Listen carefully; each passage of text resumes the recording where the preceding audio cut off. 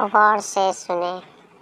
جب آپ وصیت نامہ لکھنے بیٹھو گے تو آپ کو پتہ چلے گا کہ واحد شخص جس کا آپ کے مال میں کوئی حصہ نہیں وہ آپ خود ہیں۔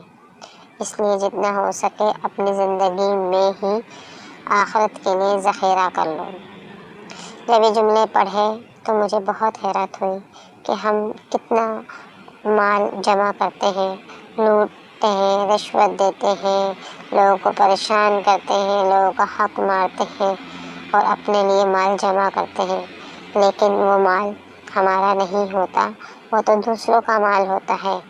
مال تو ہمارا وہی ہے جو ہم آخرت کے لیے دے رہے ہیں اپنی زندگی میں، ہمیں تو صرف وہی ملنا ہے۔ اس لیے اپنی زندگی ہی میں آخرت کے لیے ذخیرہ کر لو۔ یہ مال جو تم جمع کر رہے ہو تو دوسروں کا ہے۔